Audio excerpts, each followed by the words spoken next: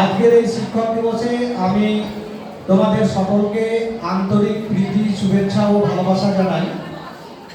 উপস্থিত আমার সহকর্মীবৃন্দকেও আমি আমার অন্তরে শ্রদ্ধা, ভালোবাসা ও বড়দের প্রণাম জানাই।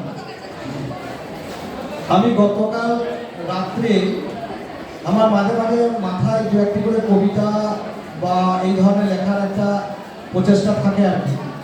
গতকাল রাতে আমি একটি লিখেছি, তোমরা যদি সবাই শোনো তাহলে একটু আমি বলবো, একটু চুপচাপ থাকো। কবিতাটির নাম আমার মাস্টারমশাই। আমার মাস্টারমশাইয়ের পরিচয়, তিনি একজন মানুষ, তবে মানুষ হলেও সমাজের আর পাঁচটা মানুষের মতো তিনি নন। আমার মাস্টারমশাই আমি স্কুলে না গেলে বাড়িতে এসে খোঁজ নিতেন, পড়া না করলে আমাকে বকতেন, কিন্তু আমাকে বিষয়টা আবার নতুন করে বুঝিয়ে দিতেন। মাঝে মাঝে ভয় দেখাতেন, বলতেন বাড়িতে তোর বাবাকে বলে দেব। বাড়িতে বাবা নামক একটা ভীতিত কাজ করতই। বিদ্যালয়ে ক্লাসের বাইরে কি আচরণ করছি সেদিকেও খুব লক্ষ্য রাখতেন মাস্টারমশাই। বদমাইশি বা খারাপ আচরণ করলেও মাঝে মাঝে উত্তর মধ্যম দিয়েও দিতেন। আমার মাস্টারমশাইকে কোনোদিন ক্লাসে বই দেখে পড়াতে দেখিনি। জিজ্ঞাসা করতেন, তোমাদের গতদিন কি পড়িয়েছি, ব্যাস ওইটুকুই। তারপর শুরু করে দিতেন সেদিনের পড়ানো। হাতে থাকতো একখানি ডাস্টার আর গুটি কতক চক।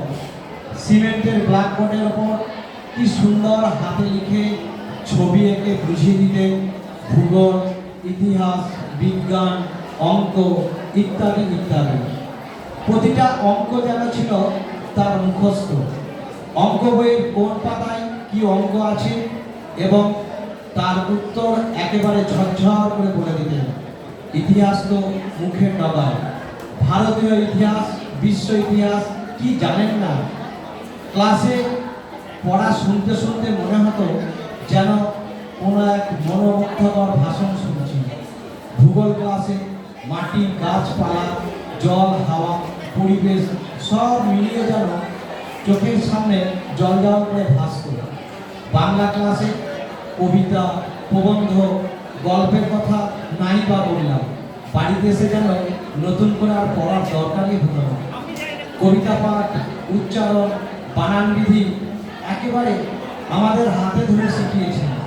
ছন্দ, অলঙ্কার, শব্দচয়ন, ভাবার্থ সব মিলিয়ে সাহিত্য রস আস্বাদন মনের মধ্যে অন্য এক জগৎ সৃষ্টি করত। ইংরেজি ক্লাস আজও মনে পড়ে। কত সহজ, সরল, সুন্দরভাবে ইংরেজি শেখা যায়, বলা যায়, তা মাস্টারমশাই শিখিয়েছিল। মাস্টারমশাইকে দেখেছি স্কুলে কোনো ইন্সপেক্টর বা বড় মাপের কোনো মানুষের সঙ্গে কথা বলার সময় কি অনর্গল ইংরেজি বলতে। ইংরেজি সাহিত্যের কবি, ঔপন্যাসিক, নাট্যকার সব যেন তার লক্ষ্য দর্শন। শুধু পড়া আর পড়া নয়, নিয়মিত ব্যায়াম চর্চা ও খেলাধুলাও করাতেন। স্বাস্থ্যই যে শ্রেষ্ঠ সম্পদ তা প্রতি মুহূর্তে বুঝিয়ে দিতেন। টিফিনে কিংবা শারীরিক শিক্ষার ক্লাসে তিনিও খেলায় অংশ নিতেন। কতবার আমরা একসঙ্গে ম্যাচ খেলেছি তার ইয়ত্তা নেই। সে এক অনন্য অনুভূতি। যে শিক্ষকের ভয়ে ক্লাসে সবাই থরহরি কম্পমান, তিনি আমার সঙ্গে খেলার মাঠে করমর্দন করছেন। মাস্টারমশাই মাঝে মাঝে আমাদের স্থানীয় বিভিন্ন মন্দির, মসজিদ, প্রত্নতাত্ত্বিক, প্রাকৃতিক বিভিন্ন বিষয়ের সঙ্গে পরিচয়ও করিয়ে দিতেন। মাস্টারমশাইয়ের একটাই মন্ত্র ছিল, সে শুধু ভালোবাসা। ছাত্রদের সুখ, দুঃখ, ব্যথা, বেদনার সঙ্গে নিজেকে সমবেত করে তুলেছিলেন। অনেকবার দেখেছি গরিব ছাত্রছাত্রীদের বই, খাতা, স্লেট, পেন্সিল দিয়ে, জামা প্যান্ট দিয়ে সাহায্য করতেন। স্কুলের যখনই কোনো জাতীয় দিবস পালন করা হতো তখনই মাস্টারমশাইয়ের কাছে শুনতাম সেই দিবসের তাৎপর্য, কত মনীষীদের কত শত আত্মত্যাগের কাহিনী। আমার মাস্টারমশাই শিখিয়েছেন অন্যায় অত্যাচারের বিরুদ্ধে প্রতিবাদী হতে, আমার মাস্টারমশাই শিখিয়েছেন নিপীড়িত শোষিত বঞ্চিতকে ভালোবাসতে। আমার মাস্টারমশাই শিখিয়েছেন নেশামুক্ত ভারত গড়তে। আমার মাস্টারমশাই শিখিয়েছেন জাতি ধর্ম বর্ণ নির্বিশেষে মানুষকে ভালোবাসতে। আমার মাস্টারমশাই শিখিয়েছেন গুণীজনের সম্মান করতে, শ্রদ্ধায় মাথা নত করতে। আমার মাস্টারমশাই শিখিয়েছেন প্রকৃত সমাজ সেবক হতে।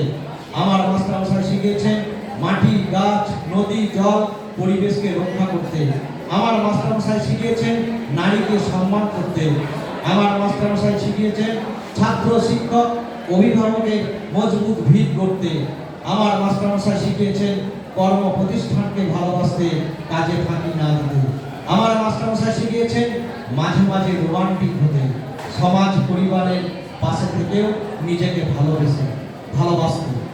আজ প্রভাতে প্রণাম জানাই, শ্রদ্ধা জানাই আপনাকে। চিরজীবী হয়ে বেঁচে থাকুন, যেখানেই থাকুন ভালো থাকুন, থাকবেন আমার পাশে। নমস্কার, সবাই ভালো থাকুন।